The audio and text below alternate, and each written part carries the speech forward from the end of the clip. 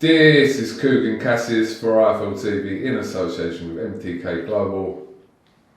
It's like you've never been away, son. Emotional times. I mean, just with that intro, I just felt, the throat go a little bit.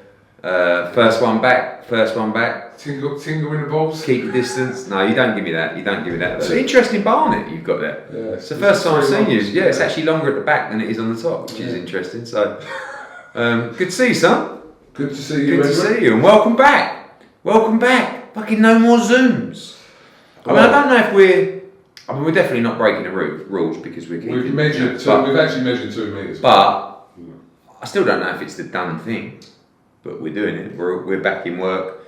This is your work and this is my work. So. Exactly. So, and if you can't work without being in the office, in this instance, we felt that this is necessary for the British public to get the balls tingling about boxing again and crack the fuck back on. And we are almost ready. Do you know what? This is almost an iconic moment. This is the first interview for us after lockdown. You know, like the first Premier League goal the other day. I know, it's so iconic. It's like a moment in time. It's a moment in history. Yes. Just a little recap, Ed, on the last 3 months, and it's been weird for everybody and yourself, but you've cracked away. You're obviously making plans for the return. You've been doing that ever since you knew the predicament we were in. So, yeah, just a kind of summary of the last 3 months. Just learned so much, really. Like, evolved so much. Ate so much as well. Started to look at life a little bit differently. I think everybody's done that, haven't they? You get in a rat race, don't you? Where it's like, business, targets. For us, shows. Pushing boundaries. And to be honest with you become a little bit obsessed with it, and you probably become a little bit of an arsehole because you haven't really got time for anyone. You don't really speak to your mates anymore. You probably don't give the family enough time. You haven't got as much patience with your kids. And you become a little bit wrapped up in just trying to achieve, I guess. And then you start to realise that there is more to life than that. The last 3 months, it's not like we've had anything to keep us focused from a work perspective. We've all been cracking on. I've wrote a book, Have you? Yeah, we'll talk about that later. We've done numerous Zooms. We've done about 8 new shows for Matchroom YouTube. We've been trying to strategize about where we're going, boxing, how we're going to reset this market when it comes back. So we've been doing a lot of thinking, but we've had a lot of time on our hands. Spent loads of time with the family. Spent 19 hours homeschooling my kids, which has been the most painful experience in my life. But it is a period that I'll never forget, and probably for them growing up as well. They'll remember this period more than anything. And the main reason is because their dad was around. So I feel good. I feel really healthy. I was knocking my bollocks out. You think that the hardest thing's going to be when we're returning it, what we used to, when you'd come around to me at, 5:30 in the morning and you'd be cramped up in the back like that, stop off at a service station, have a little la-di-da and a Big Mac, get back in the car, get out. Like, it wasn't the healthiest, was it? Define la-di-da so people know what you're talking about. Cigar, so the rhyming slang. Okay. Right, so, but we weren't the healthiest, were we? I was flying in every week, transatlantic flights. My back was all up the Swanee. I was rather on the chubby side. I weren't really getting any fitness in. I was pretty stressed out. I wasn't sleeping. So, I think it's pretty obvious to the viewers at home. They're probably looking at this interview now and watching saying, yes, look at his skin. It's unbelievable. His hairline has probably improved and it's definitely a little denser than it was. Oh, his eyes, they've got that sparkle back, and he's slim again, and he's we don't know if he's ripped, but there's a good chance that he might be. So who's he? It's me. Oh, you? Yeah. So it's not. It's one of those things like I feel great, I feel like a changed man. You look the same. Oh, do I? But yeah, I've enjoyed it. Look, it's affected everyone from a business point of view. We're not going to make as much money as we were planning to. All right, okay, we can get over that. Do you know what I mean? We've got a great business. We love to have fun. We love to create live events, and we haven't been able to do that. So we're dying out here to get back to where we were. And the good news over the last couple of weeks is, I think we're heading towards live gates. You know, I've gone from thinking we've got no chance till October till we might even be able to get a little cheeky couple of hundred in August, September. Who knows? So yeah, mate, feel good.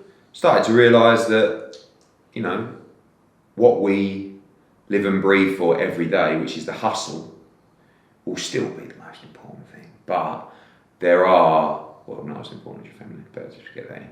But there are all kinds of other things, and actually, as long as you've got your family, as long as you're happy, as long as you've got bite to eat, you got your fresh air, you got, it ain't so bad, is it? I mean, fuck me, if the lockdown would have happened with bad weather, we would have been in tatters. But now it's about the bounce back. Because can you get this back engaged with the hustle? That is the key. Because even for me as well, same thing.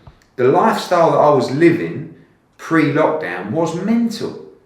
I'm up for going back, mate. I'm bang up for it. You know what I mean? Stick me in. It's not going to be easy. I don't honestly. I've been getting up at 8:30, 9 o'clock in the morning. Going back to getting a train up to Newcastle for a presser, back down there, 5 o'clock in the morning, Heathrow, crash bang, ship over to LA, well, back you come, Hearn, go on Manchester today, go on fuck off. So now, are you going to be geared up for that? Now you're going to see people's true colours come out. And not in a bad way. Listen, if I turn around tomorrow and went, do you know what? Fuck that. I was enjoying that lockdown thing. I was enjoying getting up at 8:30, 9, having a little coffee, a little workout, spend time with my kids, come back, walk the dogs, do a couple of Zooms, come back, bit of dinner early night, bit of Netflix. Thank you very much. But no, now it's right back. You go, knock your bollocks out again. And by the way, things aren't as cushy as they once were. Now you've got to work even harder to get boxing back to where it was before. So crack on, off you go. But I'm game.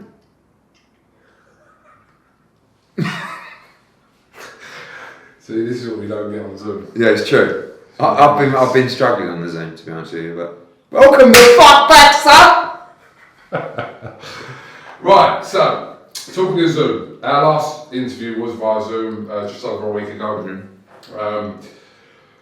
And yeah, I didn't quite realise the magnitude of what you were talking about as in terms of AJ Fury. It was something we spoke about towards the end of the interview, and then it seems like that interview went out, you'd already done your interview on Sky Sport, and the whole kind of AJ Fury. Well, I said to Sky, look, everybody is clickbait central, aren't they? Especially during lockdown. I mean, you're the fucking king of clickbait. But Sky are getting even worse with the clickbait. Everyone's on the clickbait buzz. So when I said to them, look, I even said to Sky after, look, when you put this out, obviously understand that with Fury against AJ, there's a lot of work to do, but the good news is both guys have agreed to the fight and to the financial element of the deal.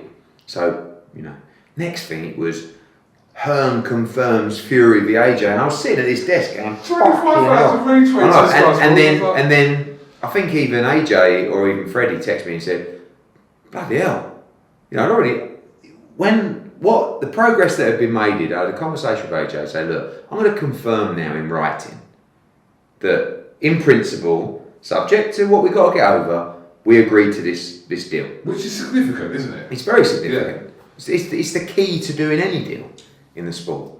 And I put it in writing. So when Bob Arrow and Frank Warren said, oh, well, nothing's really changed. A lot's fucking changed. We've gone from agreeing a deal, both parties agreeing a deal, I've put it in writing.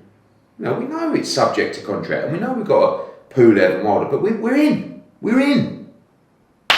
So obviously it went out that way, and then it just went fucking mental. So, even to the point where people were saying, oh, but you didn't tell me about it. Even countries who want the fight. Oh, yeah, I've just had this, seen this. What, do we have it? Are we in? We haven't bid for it yet. What? So, whoa, calm down. So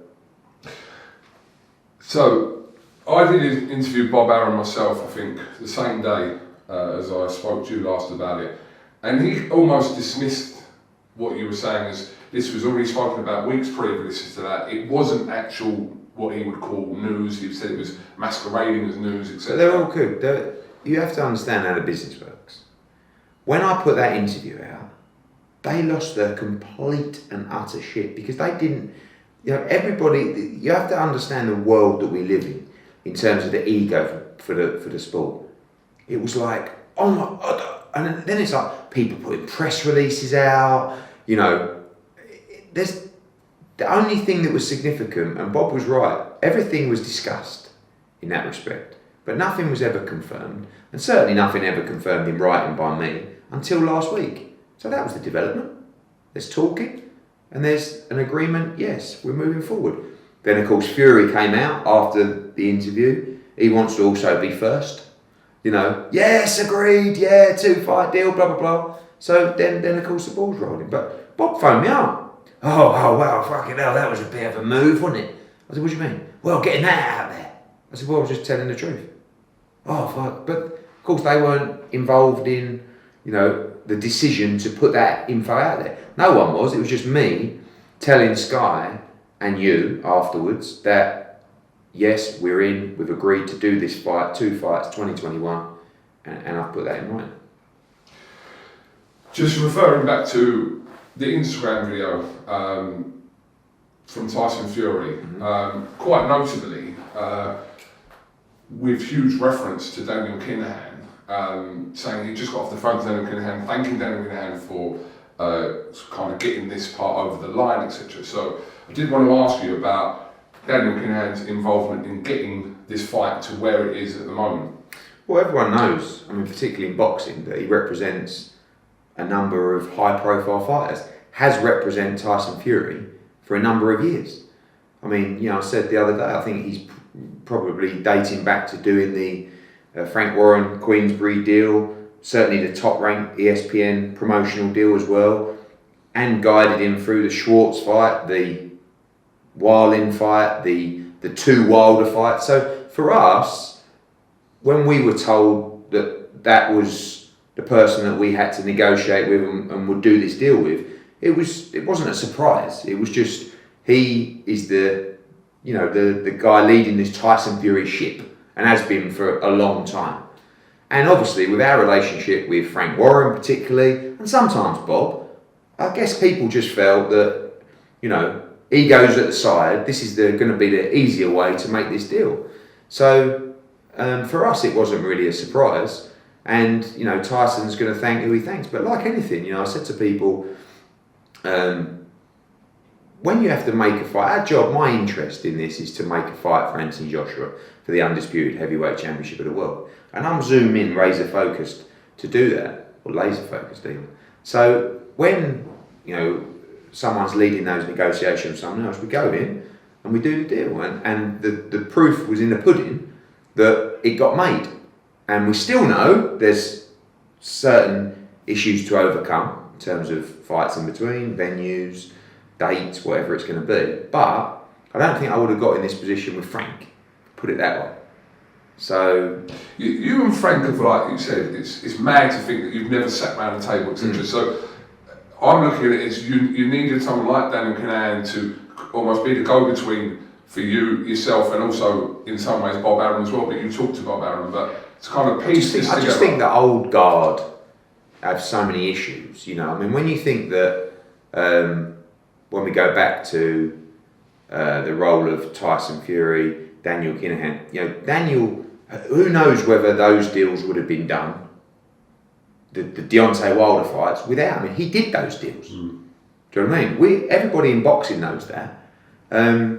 So it's not for us that this guy has just come out of nowhere and he's been doing these deals with Tyson Fury and Deontay Wilder and Al Heyman and Shelley Finkel and ESPN. It wasn't a particular surprise for us, but he hasn't been in the game long enough like Frank or Bob to have the detest for someone that might stop them from making a fight. So I'd like to think I'm fresh in the game and I bring that to the sport of boxing. But with Frank, like even we see now with, go back to Conor Benn against Chris Jenkins. It's just like pulling teeth. You've got a kid that's dying to take the fight with Conor Benn in Chris Jenkins.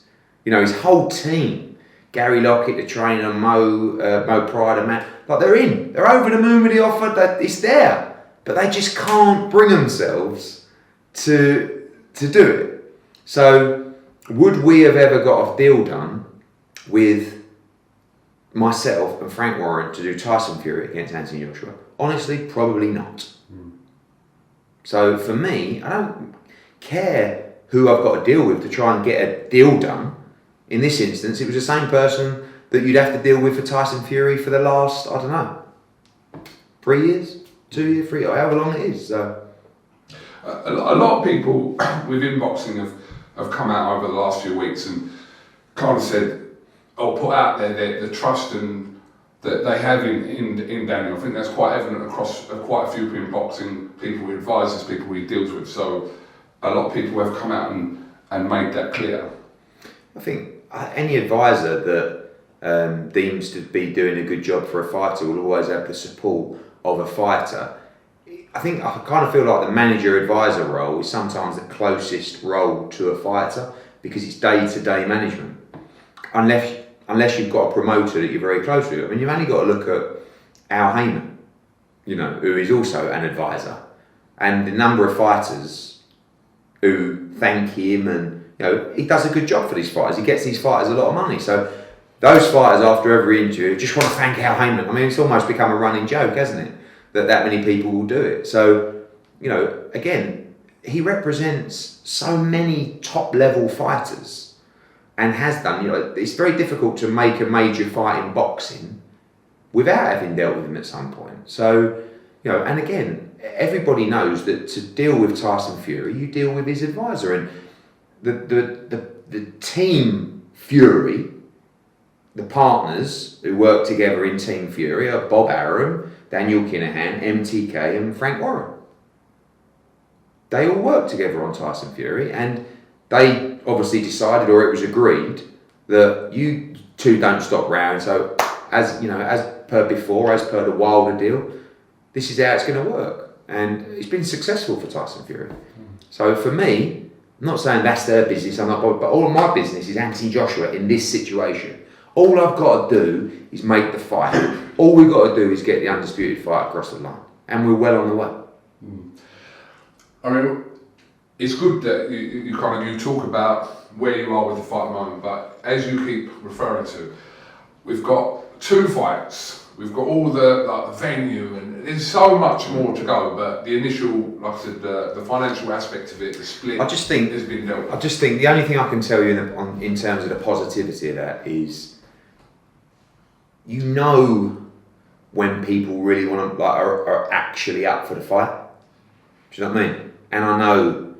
Everybody knows that this is the fight. Like, it's not, yeah, but maybe we'll do something else, or maybe we'll be a little bit slippery. I genuinely think that everybody on Team Fury and everybody on Team AJ has said to themselves and said to each other, this is it. We've got to do it. And, you know, whether you talk about the pandemic making people suddenly think to themselves, fuck, we shouldn't fuck around here, you know? Like, who knows what's going to happen in the future? So it's given everybody a kick up the arse. And for me, the fact that boxing does need to bounce back. You know, a lot of people said to me, oh, was that just a bit of news you dropped out there? I said, no. But there was an element of, this is the truth. I want to tell you the good news because we need some fucking good news. You know? Every sport is in a tough position, so we need to give you light at the end of the tunnel. And the light at the end of the tunnel is the biggest fight ever is on the verge of being made in 2021, next year. Right, so let's get excited about that. It's not, you know, a little bit of hype to get to tease you and hope it. I'm telling you, this is going to happen. So get the fuck excited. Yeah. If you were to let us in on a hunch of where the first fight could take place, could you even answer? Well, that? You know, I've lost count of the amount of messages I've got saying, if it don't happen in the UK, you're a disgrace, Hearn. It's like, one thing you have to understand is, just like all those people that work for Tyson Fury, you know, and I work for Anthony Joshua, he's my boss, right? Ultimately, the fighter and their closest team, they'll take advice, will have the final decision on where the fight will take place. Now, I'm not passing the buck on to them either, but there's a very clear decision to make when we sit down and go through the numbers of the fight, that you will earn more than double by not doing this fight in the UK. Right? Where do you think I want to... Listen, I want to make money. Of course I do. There's no point lying to you, and you know I was lying anyway. But, do I want this fight to take place in the UK? Of course, it's the natural home for this fight. But we have to realise this is the biggest fight ever. And there's so much interest from around the world to stage this fight. And when you're talking about, people will say, well, they've got enough money. Yeah? Why do they just tell them to do it in England? All right, pass that on. They both want this fight in the UK. But they also realise this is the moment. It's never going to get any bigger than this for both of them. So when you go to, and park AJ on the side, when I go to Tyson Fury or someone does and says, right, these are the options you've got, and let me just pull a number from the sky. 50 million to fight in the UK, or 100 million to fight in the Middle East, say. No, they've got enough money. No, but just forget what you feel where you'd prefer the fight to be. Just understand that question to a sportsman. Not even a sportsman, to anyone. Okay? So, and I understand how you feel. And and I'm not saying it won't happen in the UK. Maybe one will, maybe one won't. And when I look back at it now, I gave a terrible interview. It might have been with you, or it was with the BBC, where I said that a lot of these countries have government funding to bring major events to their countries, to drive tourism, to drive exposure, to try and generate a city or a country, right? And I said, listen, maybe with everything that's gone on, the UK government will invest in bringing major events to the UK.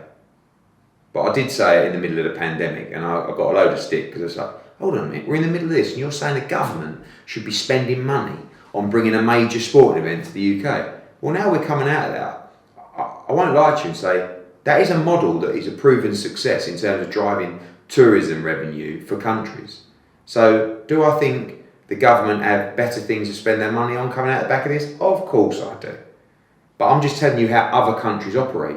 We're relying upon ticket revenue. That's it. So, look, in a lot of these interviews, I'm just trying to tell you the truth and give it to you straight.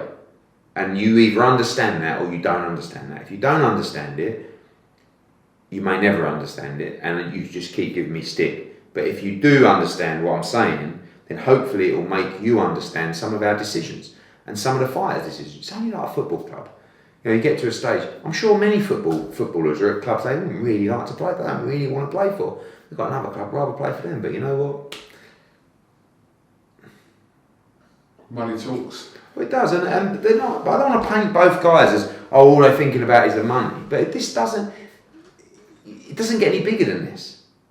So this is your moment. So you're not going to take a deal that you don't feel justifies your value in the biggest fight of all time. You're just not, and you shouldn't. We know boxing's one of the most dangerous sports in the world. What was that Powell says? It's the ranked number one of the hardest or toughest sports in the world, trickiest sports, or whatever it is. It ain't easy, and you shouldn't be asked to take money that doesn't represent your value in a fight because people feel like it should be somewhere else. Are there any truth to the rumours that... Are there any truth to the rumour? Yeah. Is there any truth to the rumour? Are there any truth to the rumour? Yeah. I mean, that is like... I don't know how to reword that. Okay. Is there any truth to the rumour? I'll try it. I'm doing homeschooling. Is there truth to the rumour, yeah? That it's got to be a £50 pay-per-view? I mean, again, right? Let's just put it out there. If someone writes that and you believe it, okay, that really fucking worries me. Really worries me. And it makes me kind of think to myself, well, maybe I shouldn't give these interviews because I'm trying to, I don't want to sound condescending, I'm not trying to educate you, but I'm just trying to tell you the landscape of our business. So you think that I'm going to double or Sky, I mean, by the way, I don't even set the pay-per-view price, let's get that out there. You think Sky are going to double the price of Joshua Ruiz, for example, for Joshua Fury? Right, what do you think? Honestly. Okay, honestly, I think no. Right. But we are talking about literally like the biggest fight ever in British boxing, ever, to date. So you're asking me, would there be a price increase from £24.95? Yes. Possibly. Do I think that would go over $29.99? No, I don't. But again, I don't know. This isn't my decision. I don't think Sky are looking at this fight going, oh yeah, that'll give us an excuse to put the price up. No. Is it the biggest fight ever? Yes. Biggest British fight ever? Yes. So, but mate, honestly, there's no point. If I was in this in a hit and run and we're just thinking, do you know what, this is my moment and after this fight I'm done, see you later. Yeah, okay. But I'm not. My relationship with the customers and the fans has to be everything to me because I want the longevity, I want the respect, and I want your trust, and I want to give you value. So I'm not here to come in like a cowboy and just come in and go, "Way, $49.99, what? Oh, you see you later, cheers, bye." That's the bag, that's a sack of money. It's got to be right. It's got to represent the value of the product, like everything always has. So, look, there's a lot of discussions to be had. And by the way, when that discussion comes, that will come from all parties in a joint venture, if you like, of saying, well, what do you think, what would you, maybe Tyson Fury wants it to be $49.99. I don't think it should be anywhere near that kind of money. And I don't believe Sky would either. Edward, alongside that news last week, there was a lot of people I saw banging the drum for Dillian Whyte and his situation, how it's been affected. Then we learned that there is now a legal matter with the WBC. Can you make some comment on that legal matter, what you know, and also I was involved. Situation? I mean, yeah, of course. Look, I've been involved in the whole process throughout, and it's extremely frustrating. Dillian Whyte knows the work that's been put in by us, by him, his own team, by the legal teams to push the WBC. It's been an extremely tiresome process because it's been going on a long time. It's a lot of emails, a lot of phone calls, it's a lot of letters. And the last of those was a letter from myself about 10 days ago, in line with the other legal letters that have been sent by our team and Dillian's team to the WBC. And mine was to say, look, we saw some interviews to say, some mandatories may be delayed because of the pandemic. And we wanted to say this can't be one of them because the pandemic's had actually no bearing really on the fact that Tyson Fury and Deontay Wilder will only box once this year. So we want to make sure that mandatory date remains strong. And I said in an interview, might have been yesterday or the day before, I actually believe Dillian Whyte should get priority on Tyson Fury over Anthony Joshua. And it's hard because for us, everyone's putting the pressure on me to make the Fury AJ fight. But then I also get the other pressure, people saying, fucking hell, what about Dillian Whyte? So obviously you're not going to be able to please anyone. But if you ask me honestly, in terms of the time frame, Dillian Whyte should get that fight before Anthony Joshua. Dillian Whyte is supposed to fight for the WBC World title before the end of February 2021. And we believe that should stay in place, especially if Deontay Wilder is not fit or does not fight Tyson Fury this year. It should just be straight Dillian Whyte. And we're not talking about, I saw Aaron's comments about, oh, that's another big fight, that's just another Tom Schwartz or Otto Wally. How disrespectful to Dillian Whyte. Now, this is a guy who's beaten numerous top 10 contenders. He's been number one for hundreds and hundreds of days. He's boxed 3 headline pay-per-view fights, probably about to box another headline pay-per-view fight. And you're trying to equate him to Tom Schwartz. No disrespect to Tom Schwartz. So, and then you get other people trying to put the boot in. Oh, you know, maybe if he wasn't with Eddie and he was with me, I'd get him a shot at the World Heavyweight Championship. But Dillian knows the work that's gone in, and we're pushing on it. And I feel that Maurizio Sulaiman, at the end of the day, with all the bullshit that went on around the Oscar Rivas fight, Dillian Whyte suffered a 1-year delay in a case where he was proven to be completely innocent. How does that work?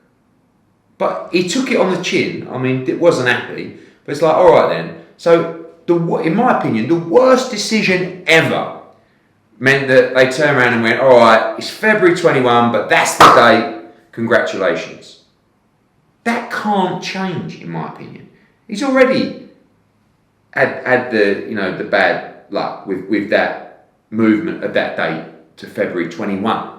You can't move it again. So that's what we're asking. And we also, which is so important, we know that the obvious move here is to make Tyson Fury franchise champion. Right? I've discussed it with Dylan. It's pretty obvious.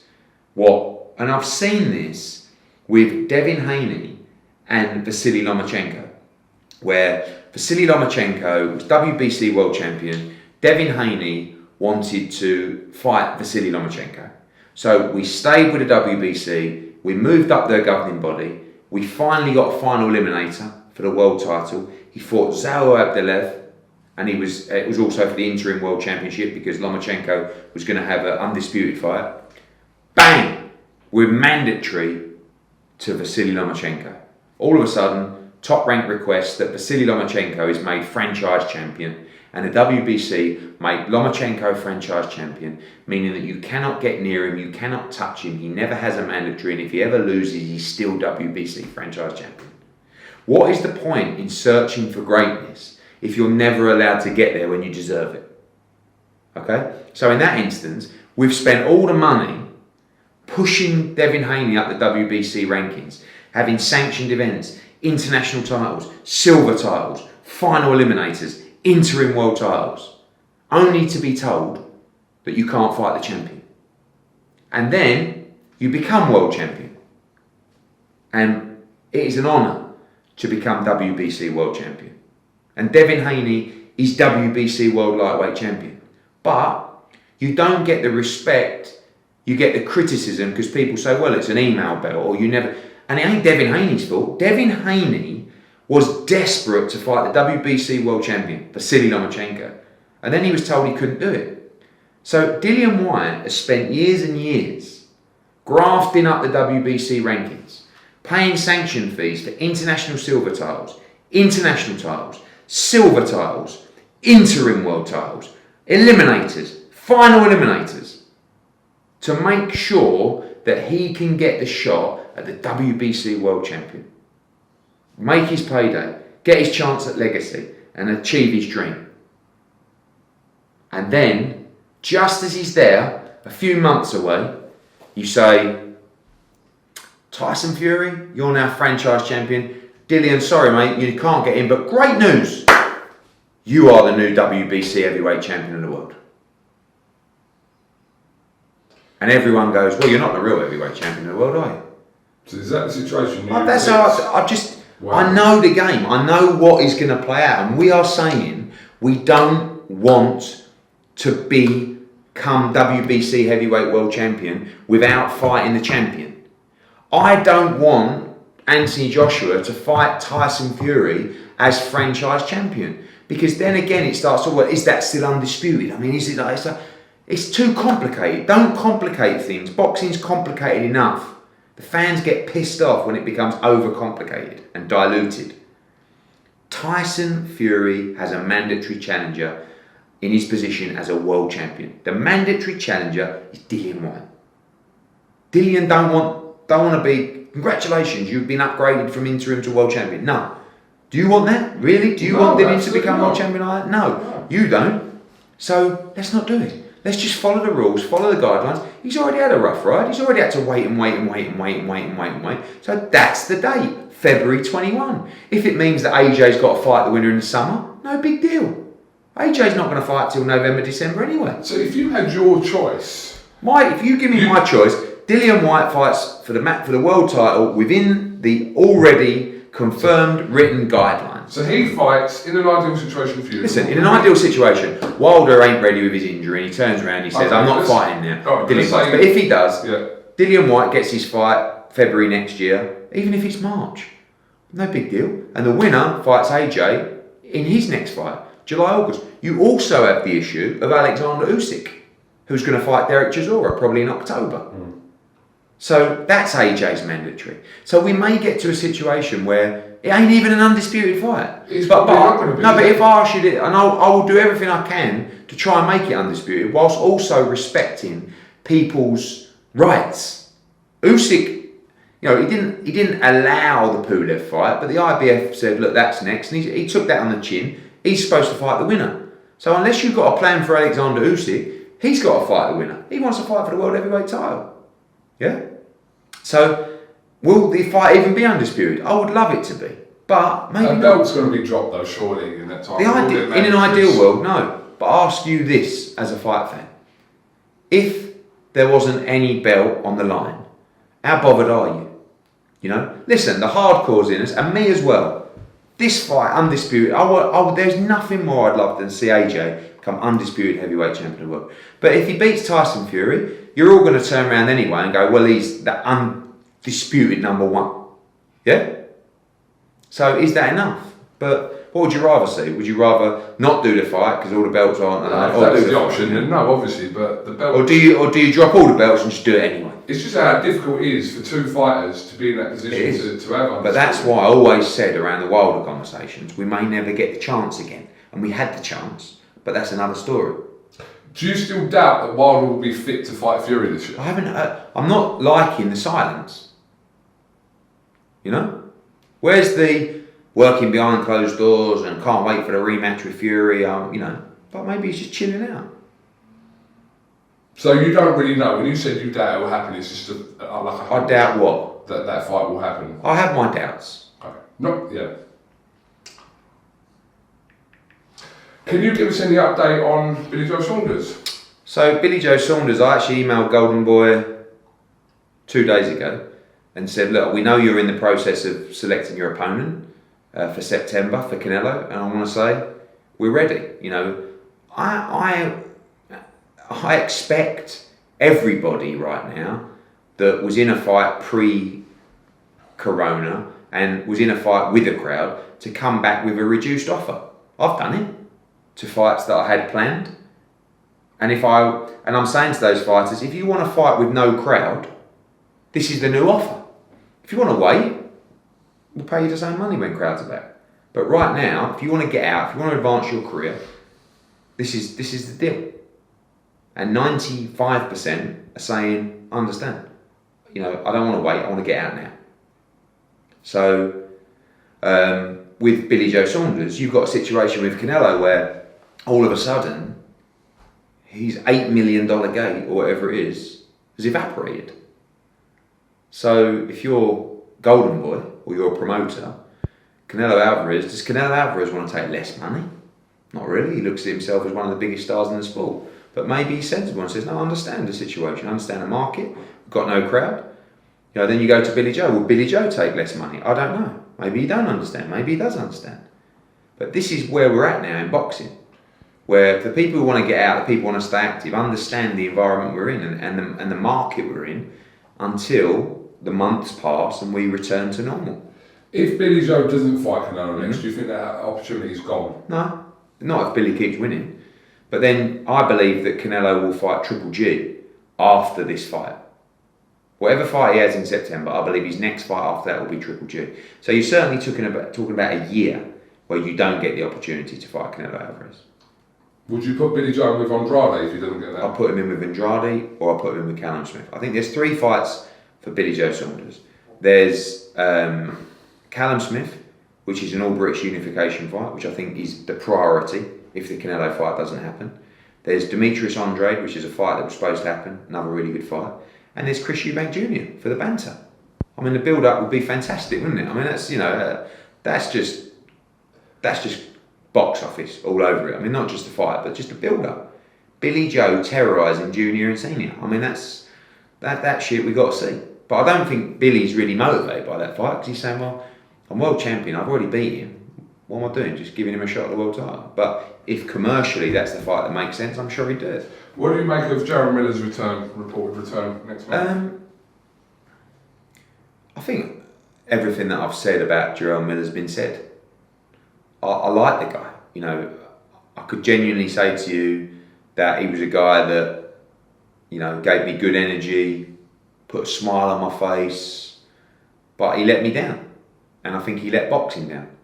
And I just don't feel that he ever held his hands up and said, and even to me, like, I don't mind if publicly you got to tell a story that suits you, but you got to come to me. I gave him a lot of opportunities.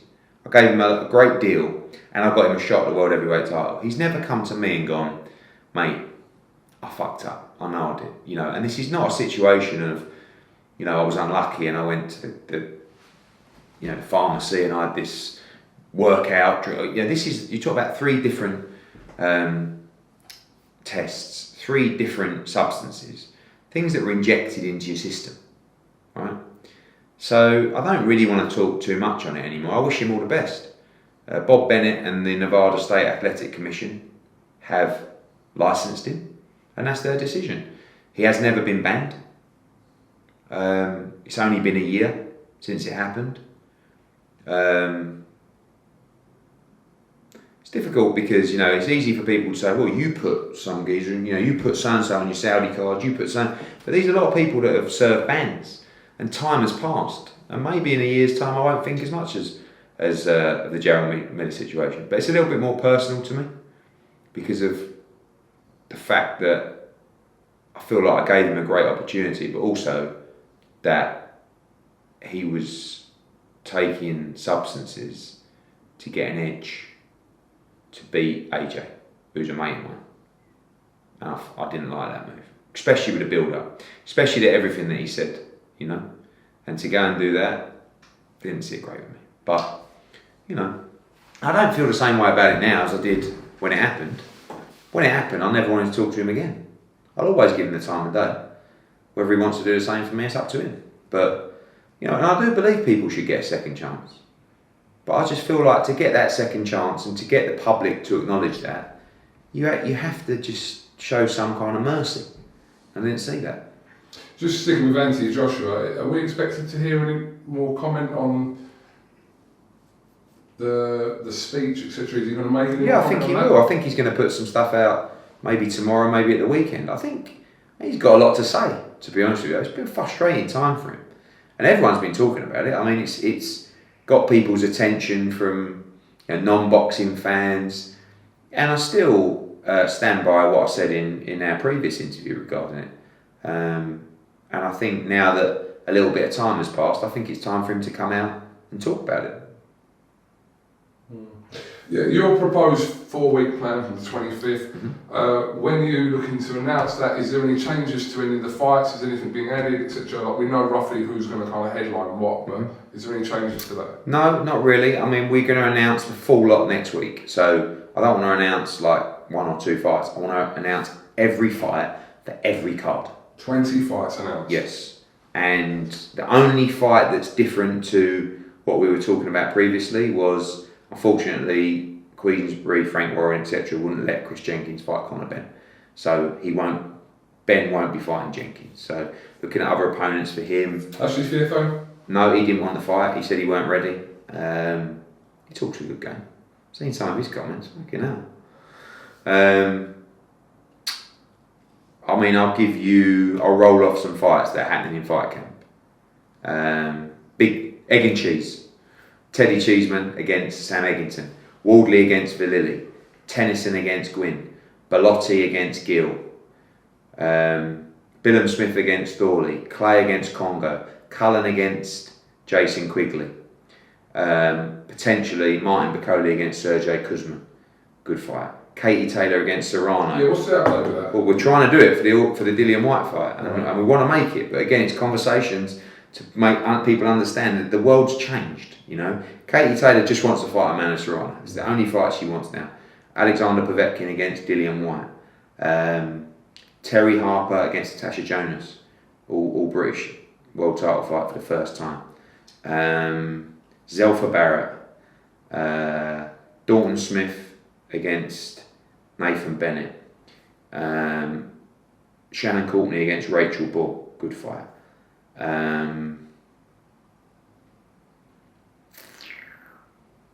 Probably Callum Johnson. Who else am I missing? Probably quite a few others I've missed as well. Fowler? Anthony Fowler.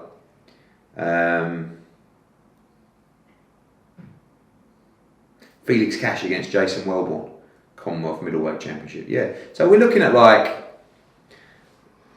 3-4 title fights per card. It's going to be electric, non-stop. But we're only going to have really one space for our younger guys, but they're all going to be in good fights. But all the rest are going to be British Championships, Commonwealth Championships, maybe a European Championship. We've got a couple of World Championship fights as well. So your plan after August 15th? September the 12th, probably. Although our first US card will be between August 8 and August 22nd. That's the plan at the moment. And where? Did you say in America. Could be Las Vegas. Okay. So that's being worked So on. after the 15th in the UK, you're not back for a good month? Probably, yeah. 3 weeks or 4 weeks. So we're going to go 4 weeks straight, and then either a 3 or 4 week. And you don't know by then if you're in a position where a crowd's allowed? I think we will be, and I think October particularly, we've already planned Newcastle and Cardiff. Selby Cambosos and Ritson against Vasquez. We believe those two shows will have crowds. Listen, anything can happen, anything can change, but that's the hope. Can I come to the fight camp? Do you know what? Initially I would have said no, and the answer at the moment is still no. But in 6 weeks' time, whatever it is, that may be different. Okay, slightly more positive. Okay, Edward, I know you have some other... I do, yes, little Sports Illustrated. Just, final... Okay, mate.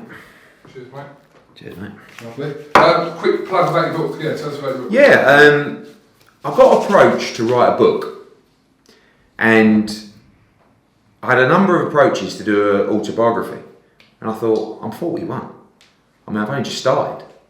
Surely that should come when I'm dribbling. But Hodder and Stoughton approached me and said, no, we want you to write a business book. And it was a bit, believe it or not, I know I do come across as double arrogant and leery. I was a bit like, are you sure? Like, is it anyone? And they said, no, we really want you to do this. They really got behind it. We wrote it, well, finishing touches going on now, but got it all done in lockdown. And it gave me an opportunity to focus on a project during lockdown that I wouldn't normally have time for. So it's called Relentless, 12 Rounds to Success. And it's about everything from work ethic, mindset, positivity, selling, working in teams. It is my idea of what it takes to be successful, but also it's more about your mindset, your positivity. It's about happiness as well. And I have had a lot of it. I was reading the comments today, it's like, chapter 1, nick my dad's money, end. It's like, and the first chapter is actually about, it's called Play the Hand You're Dealt. And it's all about, it's not about where you start, it's about where you finish. But you can't, when I read those comments from people, I know you ain't going to make it. Do you understand? Because you can't be that individual and be successful. And another part of the book is about, it's called Hate, Motivate, Don't Hate, and it's about you have to will people on to success. The moment you show bitterness to another individual, you're fucked. You have no chance of the success that you could have if you had that mindset of willing everybody on to do well and hoping for their success. So it's a feel-good book, but with a lot of business in and a lot of mindset, and talks about work ethic, talks about that drive. And I think coming out of lockdown, I think it's going to be really relevant. Ed, is this like a book like, read this book and you can be like me? No, because again, not everyone's different, aren't they? But it just gives. Listen, it's only my opinion. You may read it and think, well, I see talking bollocks, but it's just my basic understandings, and it draws a lot on the situations I've been in. So it's not just me waffling. I'm talking about when Jarrell Miller failed his drug test and we had to bring in Andy Reese. I'm talking about when Ruiz beat Joshua and you're absolute fucking rock bottom and everyone wants to piece you, everyone wants to fucking kick you when you're down and you have to bounce back. I'm talking about when I was selling double glazing windows in Romford at 15. I'm talking about... Fanta Punch ain't in there. But it's like, you know, it's a little bit like my life story, but incidents that have happened in my life that have made me think, you know what, I should have done that there. Or, you know, the right solution or the right strategy in this kind of situation is this. So it's a business book, it's a strategy book, it's a feel-good book, and I think it's going to be a good read. And it is available on pre-sale now via Amazon. How much? 20 squid. Okay. Fucking bargain. And if you come to a show, I'll sign it. Are you actually doing a signing? I'm doing loads of book signings, yeah. And I will also sign anybody's book here in the office or at the show. I think you'll enjoy it. I do. It's not, you know, it's not like, oh, you must do step one, do this. It's just, it's me talking about, we're having a chat. It's me having a chat. It's the best way to describe it. I've fucking done a book, son. I'm an author. Oh, you're an author? Yeah, I'm quite proud. I'm quite proud of it. I never thought I'd write a book. It's just funny, yeah? If you was to give yourself some advice, if you was talking to yourself, right, what would you say to yourself? I want you to use the mask. No, talk to the mask. You want me to talk? Yeah, I want you to talk to you. Like, show people so we know can see. Right, so what would you be saying to you? What would Eddie Hearn about say? What though? Just about life. What would you, just in 20 seconds, what would you be saying to him? I would say, I'd start like this. I'd go, can I just say, before I go into the motivational speech, you are so handsome. It's unbelievable. Your eyes are like crystals in the desert sun. But what I would say is that what I've learned over the years is the number one priority is to be happy and to be comfortable in yourself. You've got to stay positive, but let's be honest. How many times has someone said to you, stay positive? Without hard work, without a relentless work ethic and drive, positivity means nothing. You've got to be happy. You've got to wake up every morning. You've got to work harder than anyone else. And with your looks and your physique and your brains and your know-how and your savvy talking and the fact that you are a sexy individual, you, my son, will go all the way to the fucking top. Cheers, guys. Fucking brilliant. These are available as well. I don't know why, every time you come in here, you pick that up off the desk. These are available as well. Eddie Hearn, thank you very much for talking to us. Cheers, guys. Thanks, guys. Let's get back to it. Won't be long. Big news dropping next week. Roll on.